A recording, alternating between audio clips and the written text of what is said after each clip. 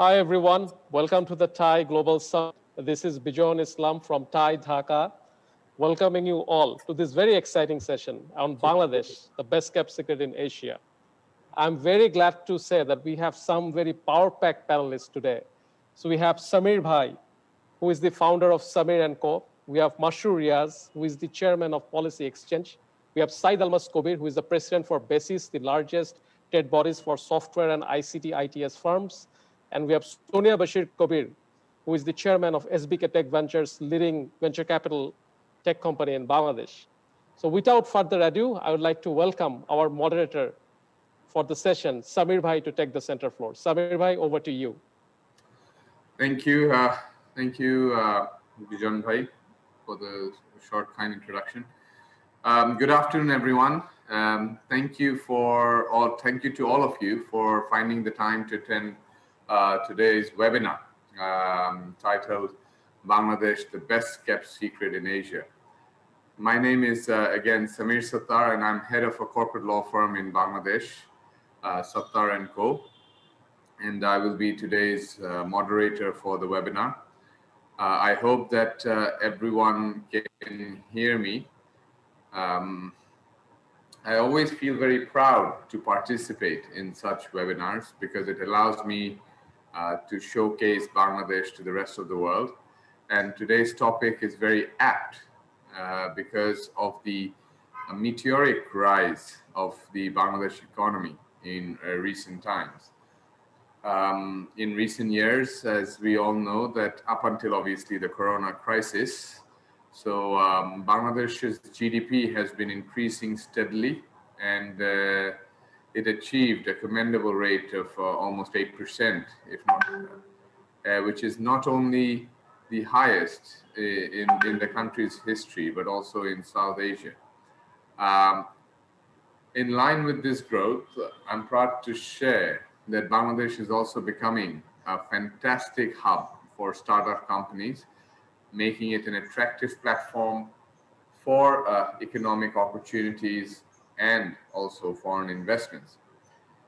Needless to mention that our government, under the able leadership of our Honorable Prime Minister Sheikh Hasina, is also taking effective steps to encourage and further digital Bangladesh.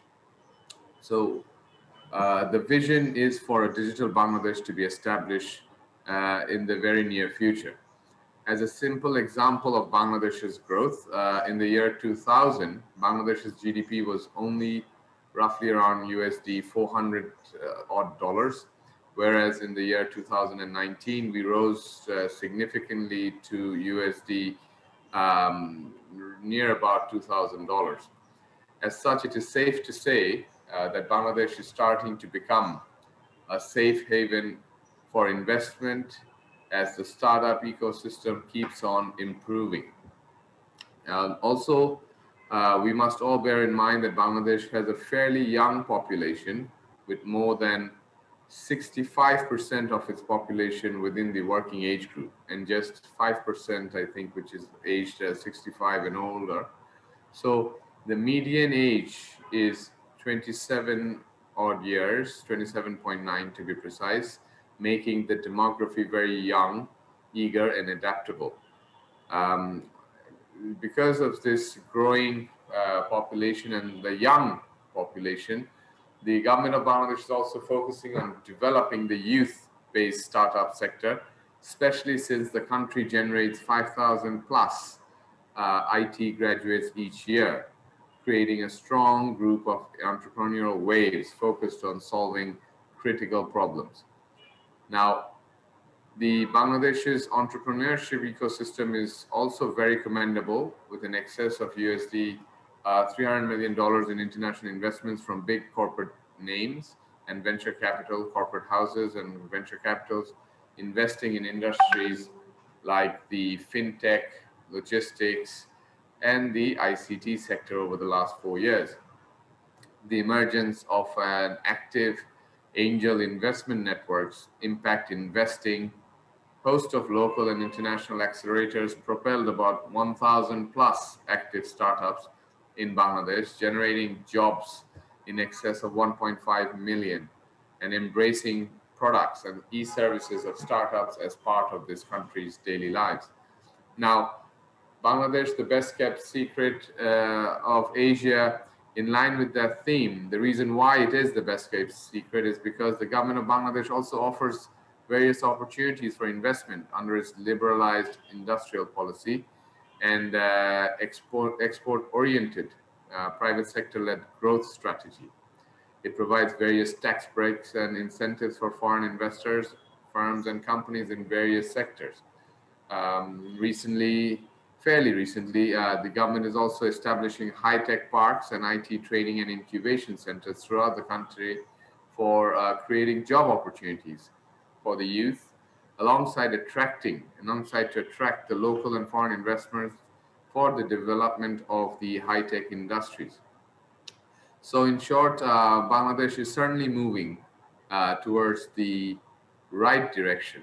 If we look at the World Bank recent ease of doing business study, it shows that Bangladesh has already rose 8 notches, 8 steps higher than what it was last year. So definitely, it is it is the rising tiger of South Asia. So this is the background for today's interesting discussion. Um, we will discuss in more details as to what steps have been taken and what are the opportunities and challenges in Bangladesh from a digital world perspective, as well as from a startup ecosystem. So setting the background, I would like to now introduce our esteemed panelists in no particular order of preference. Today's speakers for this particular webinar are Syed Almas Kabir, who is the president of BASIS. BASIS is the Bangladesh Association of Software and Information Services, and is also the national trade body for software and IT-enabled service industry in Bangladesh. Apart from that, Mr. Syed Almas Kabir is also the CEO of Metronet Bangladesh Limited and the managing director of IL Corporation, which has been associated with the ICT industry for the last 30 years. We have with us, who will be joining us later, Sonia Bashir Kabir, who has already created a brand name for herself, especially in the digital world. Sonia Bashir was the MD of Bangladesh, Microsoft Bangladesh, as well as Myanmar, Nepal, Bhutan, and Laos. She's a great advocate for digital literacy in women. She received the Microsoft Founder Award for efforts in providing microloans to women in Bangladesh, amongst other awards. Her company, SBK Tech Ventures, focuses on startups that support the digital development of rural areas. The next speaker, third speaker would be M. Masroor Riaz. Again, another great personality in the economic field. She's an economist by profession and is the founder and chairman of Policy Exchange of Bangladesh, a private independent policy and strategy advisory platform dedicated especially to research and analytics on economic policy and markets, facilitating policy and industry dialogue, and also working as a market and investment advisory role. Previously, Mr. Masroor Riaz worked as a senior economist and program manager in the investment climate and also the private sector development units of the World Bank Group, where he served for 10 years during 2010 to 2020. During this webinar, we hope that the speakers will enlighten us for 5 to 7 minutes on their chosen area of topic, dealing with the specific subject matter of today's webinar, after which we will be raising few questions to them directly. Obviously, the audience who are listening to us are more than welcome to leave down their questions as well in the chat box, and I will pick them up, and depending upon how we proceed with the time, I will relay it to the esteemed panelists for their views. Obviously, if I have not picked up on any question, it's not because of any other reason apart from the fact that we may be short of time.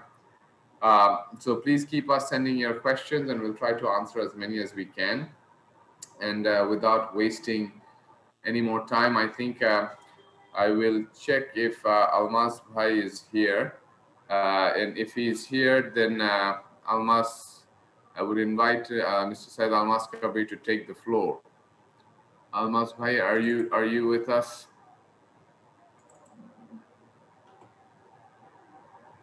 Yes, thank you very much.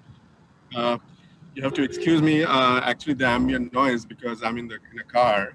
So, anyway, thanks for inviting. It's really a great pleasure to be speaking to an esteemed audience of the Thai members. Um, we are talking about Bangladesh, and as you know, that Bangladesh in recent times has taken a quantum leap, uh, especially in the IT arena. Of course, as you very well know, the GDP growth rate has been a very high. It was like more than like 7.5, close to 8 actually for the last few years. Of course, during this COVID time, it dipped, but I mean, there was this forecast that the GDP rate would go down below two. ADB actually predicted about 1%, but we managed to pull it up for more than 5%. It's about 5.28% so far, I believe. So this shows the great resilient power of the people of Bangladesh. Um, Having said that, let me just give you a few indicators. Just imagine that country of 160 million has uh, more than 160 million, about 168 million mobile phone users. Of course, that means that many people have multiple mobile SIMs, but that shows the penetration, the mobile penetration. The number of internet user is more than almost like 111 million. If you think about the mobile financial services, it is about like 95 million. My 95 million people use mobile financial services or some kind of digital financial services.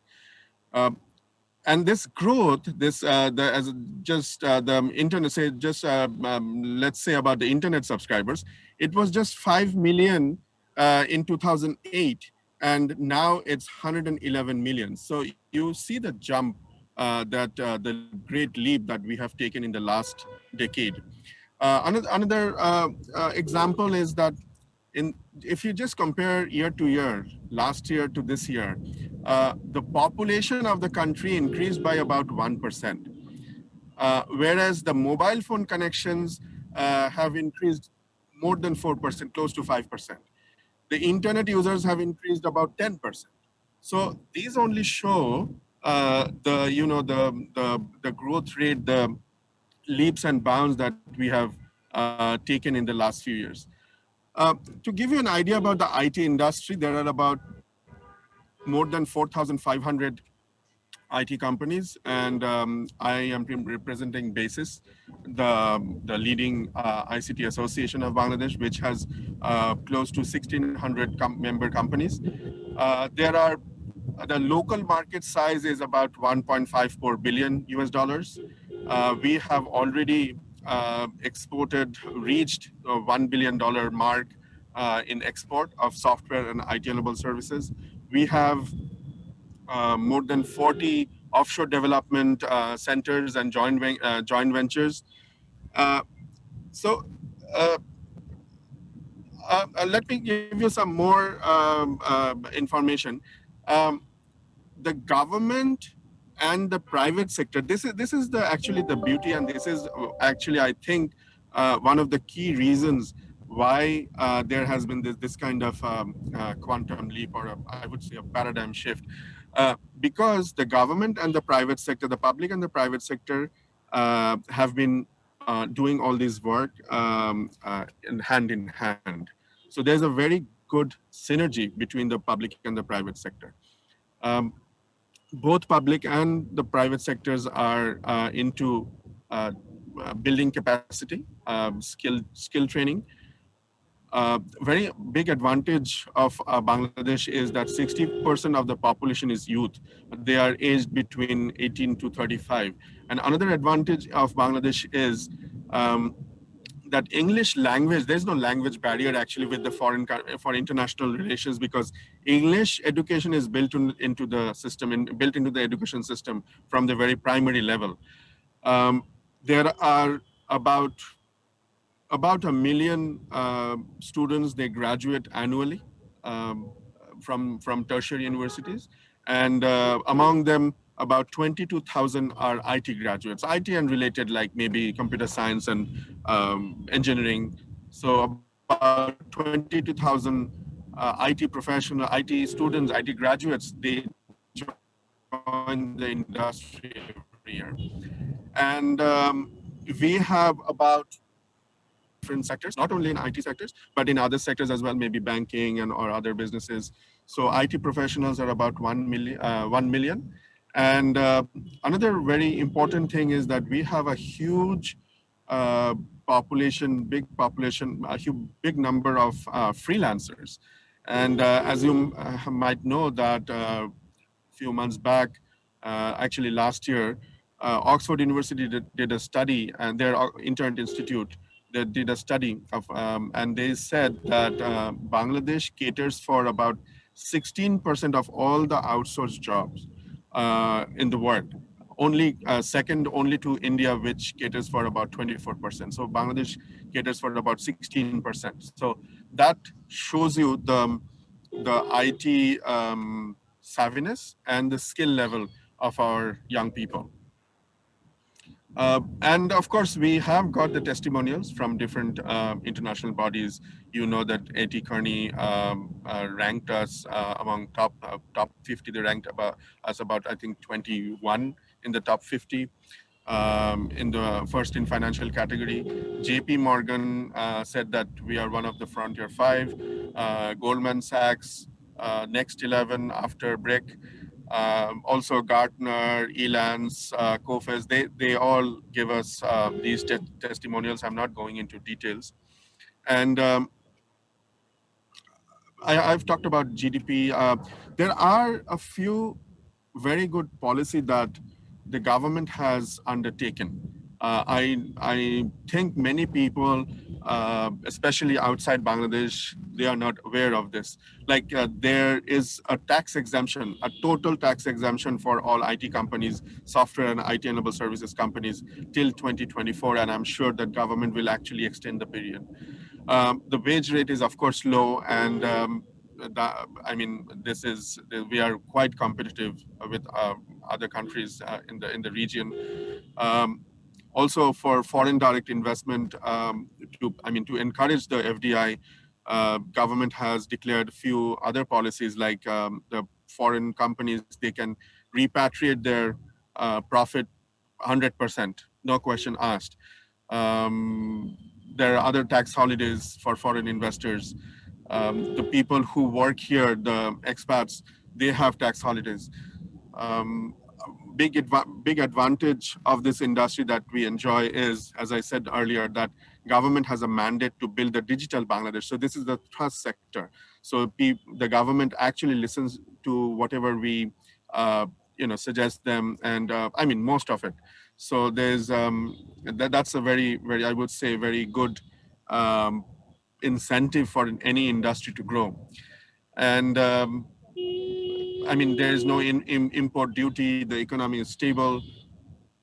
So these are the things I think that we should really make other people know that what we can offer. Another thing that I want to mention is that government has or is building, in the process of building, about 28 high-tech parks and software technology parks all over the country.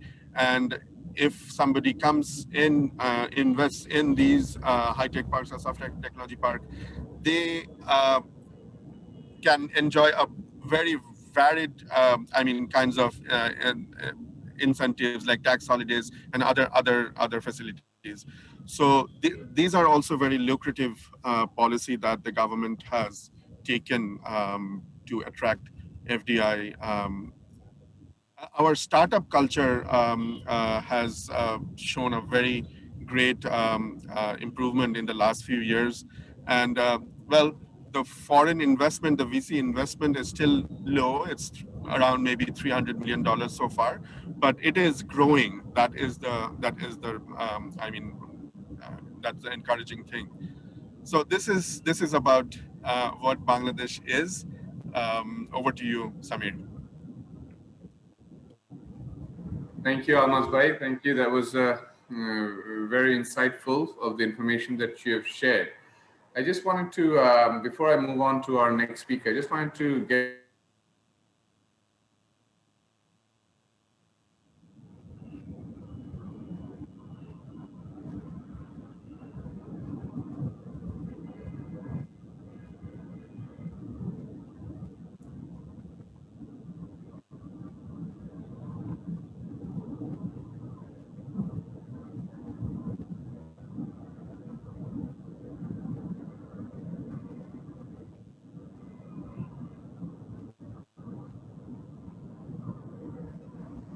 hello.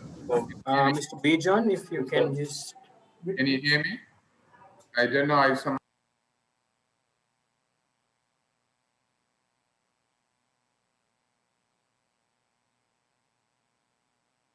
you've shared.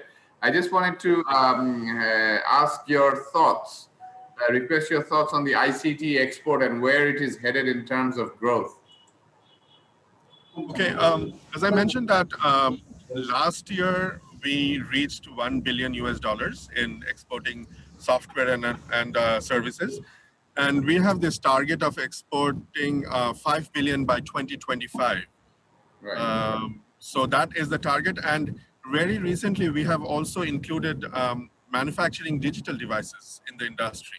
So Bangladesh has started manufacturing like laptops and smartphones and IoT devices and so on. And I really hope that this will only grow. I'm pretty sure. Right. So this is the export scenario, and for the skill development, because for reaching $5 billion export, we also need to enhance build our HR capacity. And as I told you earlier, that the government sector and the private sector, from basis, we are also giving trainings. And so far, about 500,000 people have been trained in the frontier technologies to embrace the fourth industrial revolution. So we are actually exporting IoT to Saudi Arabia, to even to Japan. So this is what is happening. Actually, many people actually do not know this.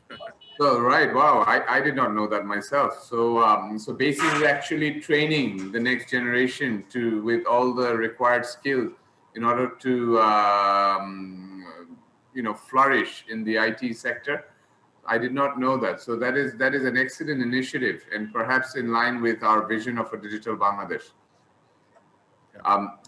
For our foreign friends who are watching us, which sector do you think would play a critical role for the next decade in terms of the IT sector? In the IT business. Do you have any particular sector which you're seeing that is booming with in the current times? Obviously, COVID is.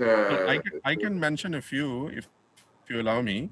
Yes, I mean, please. because of this new normal and because of what we have seen in the last 8.5 months or 9 months, the fintech will grow exponentially, agrotech, ed tech, health tech. Of course, the health, the telemedicine will grow like anything. In Bangladesh, it has a huge potential.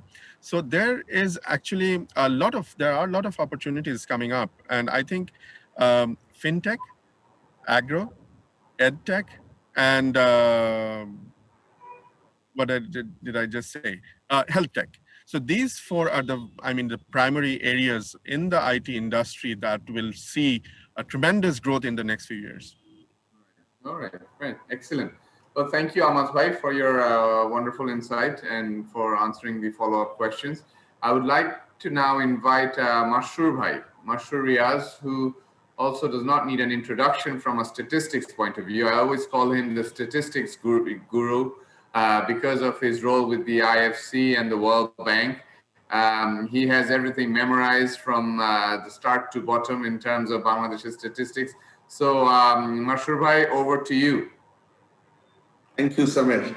I hope the statistics that I will share are going to be more interesting than general numbers, and I hope I can bring in the policy perspectives to that. But I think after the very eloquent remarks by Basis President Almaz Bhai, I think it's going to be very difficult to match that bar. But I'll try my best. First of all, a big thanks to both Thai Global and Thai Dakha for organizing this session on Bangladesh, opportunities in Bangladesh, and having me as a panelist.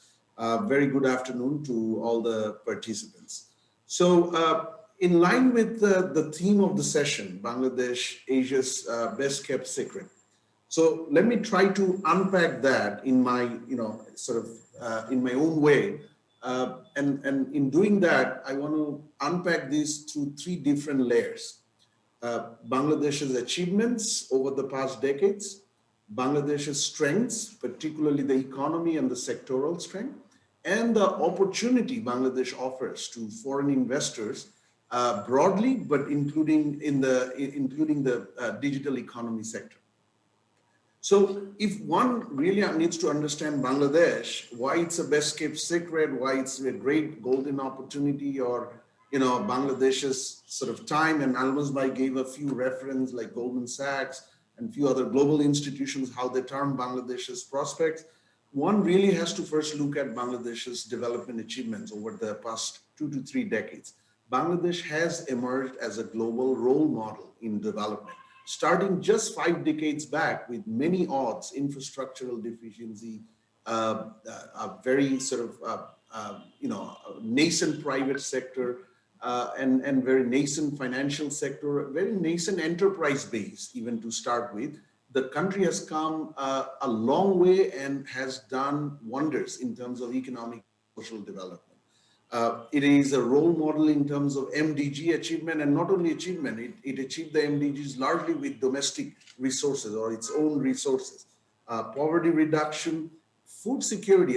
Everybody knows it's a land-starved country, and from a 70 million population at the sort of outset of the country, the numbers moved to 170 million. Yet the country remains a food surplus country. A major achievement which is primarily driven by private sector in agriculture, supported by excellent private sector growth supportive policies by government. Just an example.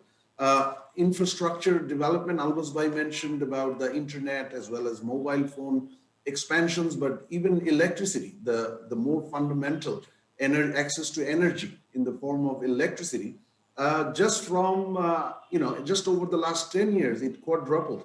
From a mere 5,000 megawatt, it came to about 2.3 gigawatt, about 23,000 megawatt in 10 years' time. So, and building on these, Bangladesh has been recognized by global institutions such as the World Bank, which qualified it as a lower middle income country in 2015. And recently, the UN qualified Bangladesh for graduation out of the LDC, and it's set for coming out of the LDC list, joining the developing country group in 2024. Now, what does it mean? All these achievements, it led to a triple payoff for Bangladesh: faster growth, fewer poor, and great human development. The growth has been substantive. It's been about 6% average over the last 12 years. Recently, right before COVID, heading over in excess of 7%. Of course, COVID has caused a short-term disruption, but as Almaz Bhai said, Asian Development Bank, IMF, the World Bank, all forecast, their numbers vary, but one thing comes common in their forecast: it is a positive growth even during the dark days of COVID economy. Bangladesh has emerged as a country which has demonstrated that with the right strategy, particularly driven by the private sector, the one which is driven by the private sector, can help achieve wonders in generating prosperity, income, and reducing poverty. The poverty was more than halved in just 17, 18 years, between 2002, when it was about 48, 49%, and in 2016-17 it came down to less than 23%. And Bangladesh was well on its way to bring it below double digit in next few years, but of course COVID causes a certain disruption, as it does in all other countries. On the social side, Bangladesh actually outperforms almost all indicators, or if not all, I mean the most indicators in its South Asian peers. Bangladesh is the most gender equal country in the entire South Asia, 50th ranked. Samir, here is another statistics, 50th in the entire world according to the World Economic Forum, out of 153 countries. So not only it is the best in South Asia, it is one of the best in the world. So building on all of these, the economic growth, it actually took a leapfrog, but while it took a leapfrog, it also demonstrated quality as well as robustness. If you look at the key pillars of the economy, the country gradually decreased its reliance on agriculture, which was about 32% back in early 80s. It is now less than 10%. And manufacturing has emerged as the single largest contributor, contributing about 25% in the GDP, which is much higher than some of the neighboring countries, including India, where it's hovering around below 20% for some time. If we look at the increase in waged income, which leads to prosperity in the society or sort of evolution of movement towards bigger middle class, the waged income, it grew by almost 6% over the last 2 decades on an average, on a sustained basis. And during this time, Bangladesh also emerged as the second largest manufacturer and exporter of textiles and ready-made garment, right after China. And if one looks at the equality of this growth, as I said, it is not only big in number, but it was also inclusive. It's good on quality. So Bangladesh stands, sort of at a very positive ground in terms of equality. Inequality is much less in Bangladesh compared to India, Sri Lanka, Indonesia, and so on. If you take the Gini coefficients on per capita consumption of the population. Now, all these strides, why was it possible, particularly on the economic front? Because those strengths, they build the foundation for what's possible in the coming years and what's there for the investors, including in the digital economy. Bangladesh is very well known and appreciated around the world for its very sound macroeconomic management, very stable inflation, stable exchange rate, very very strong position in terms of debt positions. Debt to GDP is much lower than India, Pakistan, Sri Lanka. It's lower than 34%. External debt to GDP is only less than 12%, which means Bangladesh has a lot of space, a lot more space compared to its neighbors to actually provide fiscal and monetary support for the growth of its economy, growth of its private sector, and to support investment climate improvements. Bangladesh has always, at least in the last 2 to 3 decades, has maintained an expansionary and private sector supportive monetary policy. And if one looks at the evolution of the private sector credit to GDP ratio or private sector credit growth ratio, it is very evident how the monetary policy was utilized as a policy instrument to support investment, trade, and private sector growth. And over this decade, Bangladesh's one key strength that emerged is it got integrated with the global economy in a greater fashion and in a stronger way. So from a mere 18% back in 2000, early 90s, the trade GDP ratio came all the way up to, it went up to 43% a couple of years ago, but with COVID and a few other challenges, has come down a little bit, but still very high, 36, 37% compared to where it was a few years ago. And all of these, they have created an excellent set of opportunities for investors, for private sector, including for foreign, or I would say particularly for foreign investors. So what are those? So, the sustained growth that I have just mentioned, about on an average 6% over the last 1 decade, despite the COVID disruption, the projections, all projections suggest it is meant to continue to grow. It is likely to continue to grow all the way for the next decades at an average of 6.5 to 7% average. And as Almaz Bhai said, despite the COVID economy, the ADB's projection is 6.8% for current fiscal year and more than 7% for the next fiscal year. Not too many countries are being projected at that level. And IMF's projection puts Bangladesh with the 4th highest growth rate during COVID economy in the entire world, which is at 3.8% and so on. The demographic dividend that Almaz Bhai mentioned, about 2/3 of the population is working age population. So Bangladesh will continue to get these very important inputs into production and business and services for at least several more decades, making it a country of affordable and flexible labor inputs and so on. About 30%, 32% of the workforce are really the youths, which means Bangladesh really also needs to create the job. It's a challenge as well for them, but it also means there is an abundant supply of semi-skilled and skilled labor for private entrepreneurs, foreign investors who want to come and scale up their businesses in Bangladesh. Rising purchasing power, more than $2,000 as of June 2020. Liberal private and FDI policies, except for 4 sectors, private investment is welcome in every sector. 4 sectors being nuclear, arms, security printing, and forestry, which often do not attract much attention from private sector. Everything else is open. Such a very strategic geopolitical location. It is actually the connector country between the South Asia and the Southeast Asia and ASEAN. And as a result, it is actually a part and member of a couple of very important strategic regional development initiatives. The Belt Road by China, the Big B, the Bay of Bengal initiative by Japan, the BIMSTEC, which is by several other countries, including China, Myanmar, India, and so on. Preferential market access, particularly to European Union, excuse me. The European Union provides under EBA, everything but arms, the GSP entry, which sort of exempts exports from Bangladesh from tariff. And so does China. As of June, July 2020, China has provided duty-free entry for about 8,256 products from Bangladesh, which pretty much covers all the export and export potential products for Bangladesh, including the digital economy products and so on.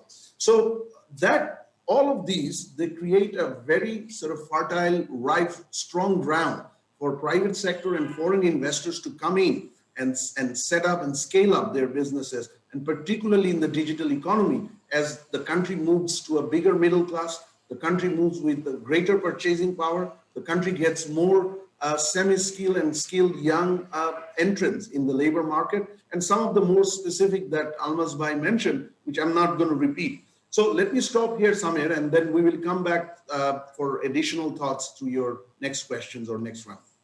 Let me stop here. Just to be on the topic, and thank you again. I always get mesmerized whenever Mashrur Bhai is talking, because he's such a wealth of knowledge with all these facts and figures that it's truly impressive.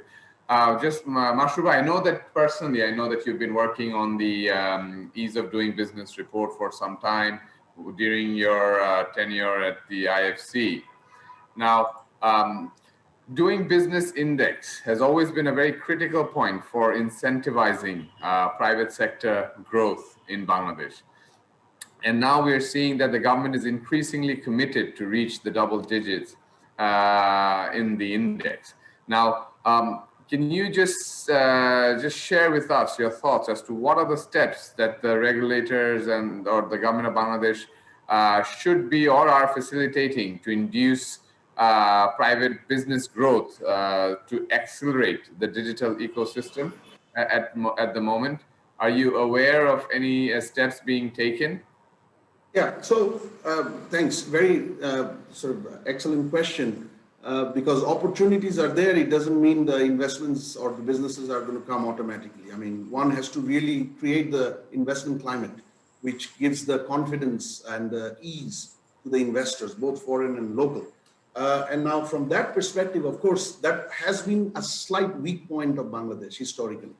Until recently, Bangladesh's investment climate was not supportive of its middle income status and middle income or other development aspiration. But thankfully, the government and the private sector has been, with the support of the development partners such as the World Bank Group, the USAID, the IMF, and so on, there has been very focused and substantial engagement since, I would say, at least 2014 or 2015 to improve the investment climate of the country, which both the general investment climate, which is sector agnostic, benefits all the sectors, but also the digital economy sectors, IT-enabled services, startups, and so on. What is being done? First and foremost, you mentioned doing business improvement. The Bangladesh still does not rank very highly. It's actually a bit of a paradox because all other economic indicators actually are so strong for Bangladesh.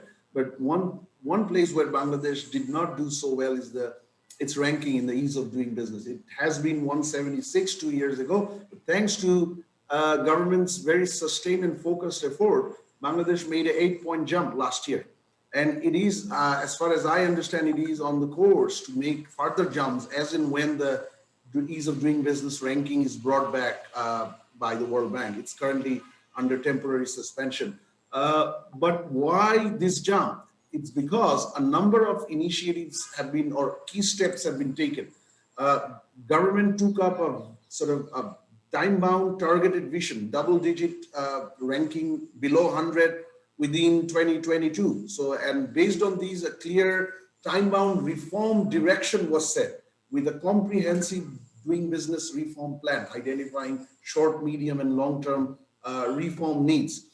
Strong political will, this was endorsed, this vision, by none other than the head of the government, Honorable Prime Minister, but also has been accepted by all the more than 22 ministries are working on this. Very powerful institutional structure to drive this monitoring and coordination headed by the cabinet secretary. The structure is called National Committee on the Implementation and Monitoring of the Doing Business Reforms. Dedicated coordinator in the form of the Investment Authority.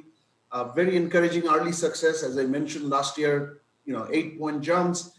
There are 9 concrete reforms, as far as I have seen, that have taken place across 7 different doing business areas, trading across borders, starting business, registering property, access to credit over the last 12 months. And they are all going to help Bangladesh further jump in the next ranking. And another 27 reforms, legal regulatory reforms, making the business environment easier, is earmarked for implementation within the next 12 months.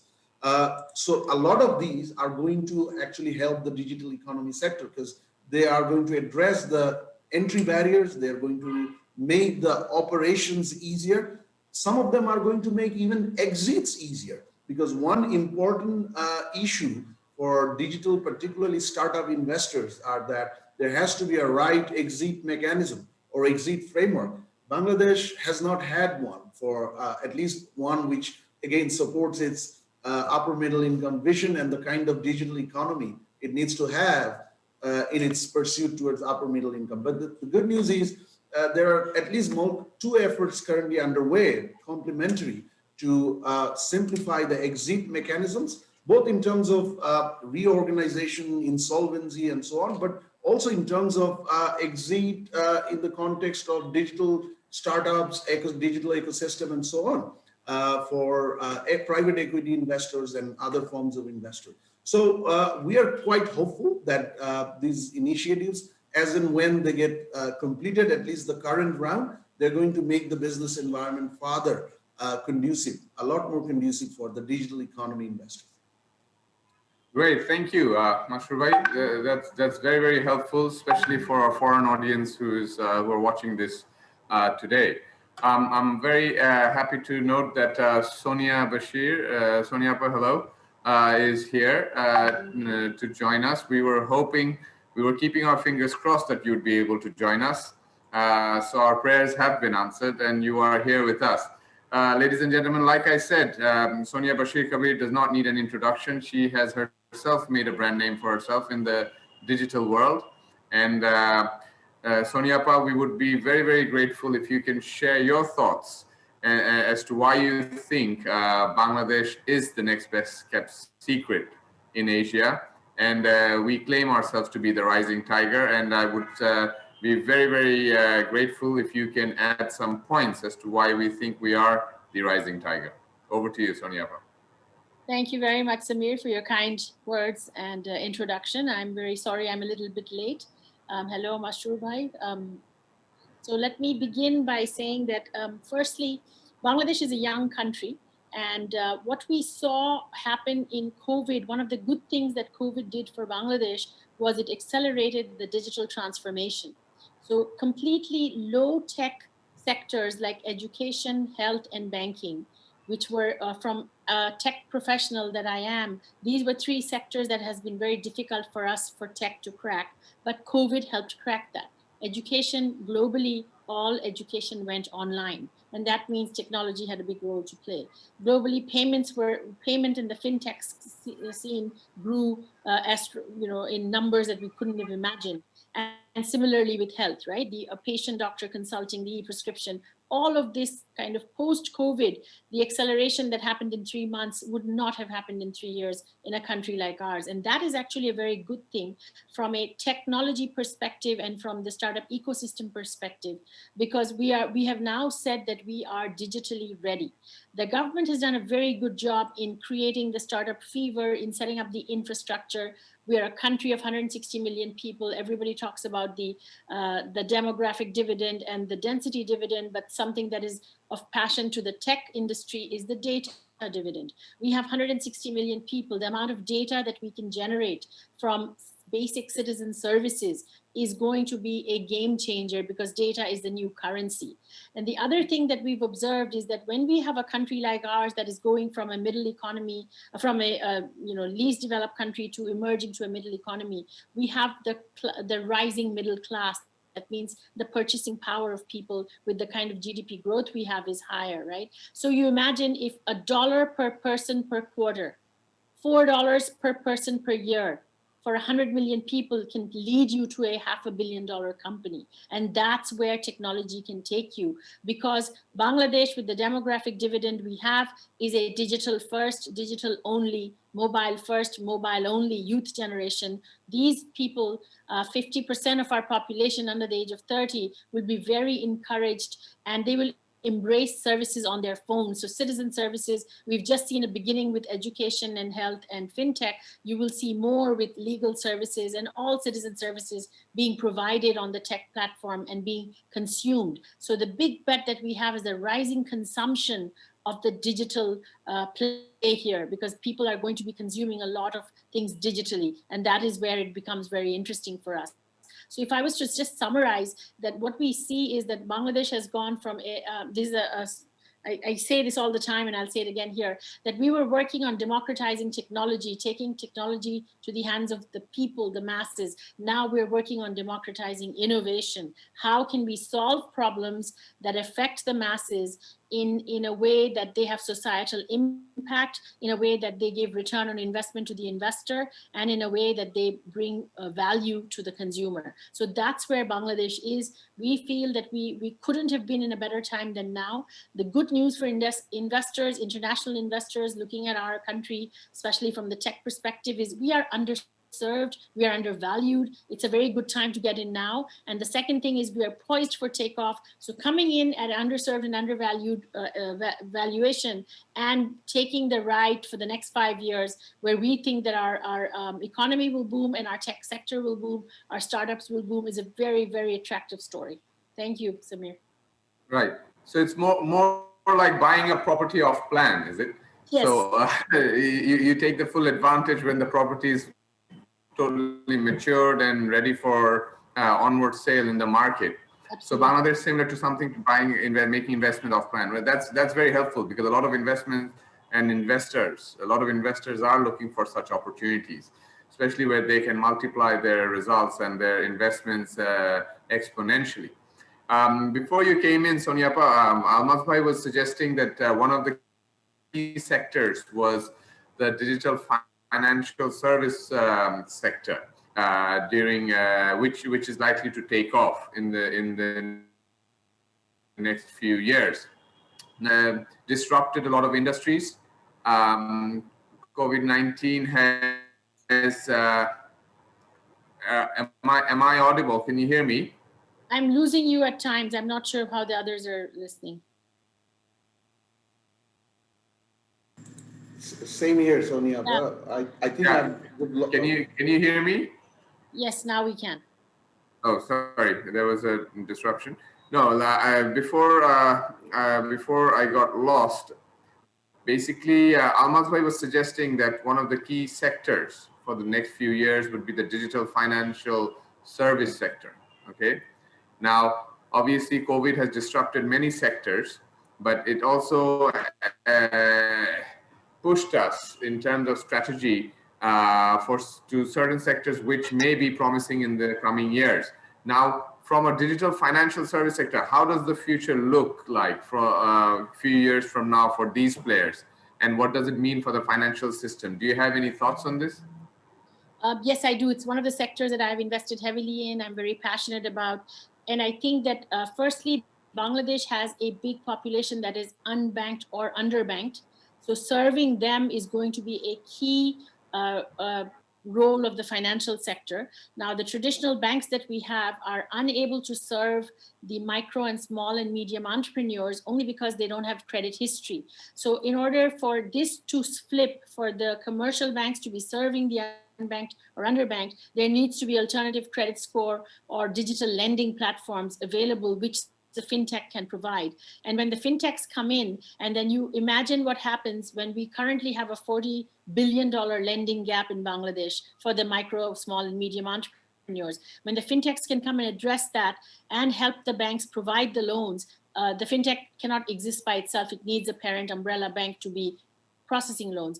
That's when we think that the fintechs, we will have some global fintech giants like bKash already is. So the idea is to serve those who are not served with what they need, not with what we want to sell to them, right? What is the need of the hour is that these small businesses need loans. They are not being able to be served because they have no credit history. So how do you form a credit history or alternative scoring mechanism, because they're all on the fintech platform, but they don't have bank accounts. So we already have data on who they are. So you can convert that into a credit scoring system and then feed it to the parent bank and facilitate loans, bridge that divide. And that's when the bank is a ship and a fintech is a speedboat. The two can work together to address the masses, and the industry is expected to do very, very well. Fintech, as you've already highlighted, is not only for Bangladesh, it's globally, it's all startups and fintechs are doing well.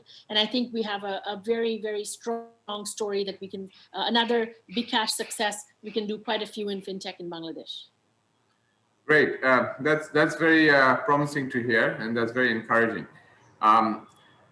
Thank you, Soniapa, for your valuable insight on the topic. Masroor Bhai and Almaz Bhai also, thank you very much. I'm sure our audience has learned a lot today from you all. And I believe we're also coming to the end of the webinar today with a minute remaining.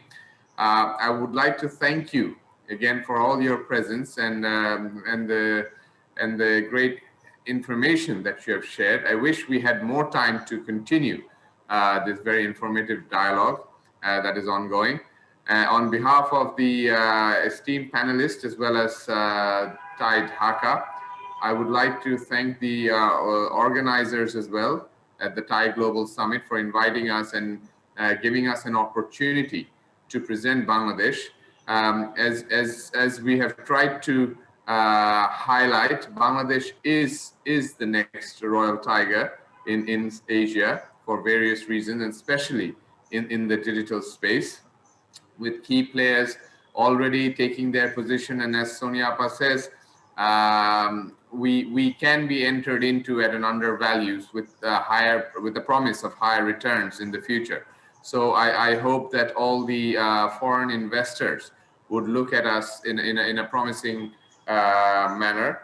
And with that note and with that positive note, I would like to bid you guys farewell and thank you for joining us. Thank you, everyone. Yes, Thank Samir, you. and thanks to Thai Global and Thai Dakha. Thank you. Thank you. Bye-bye.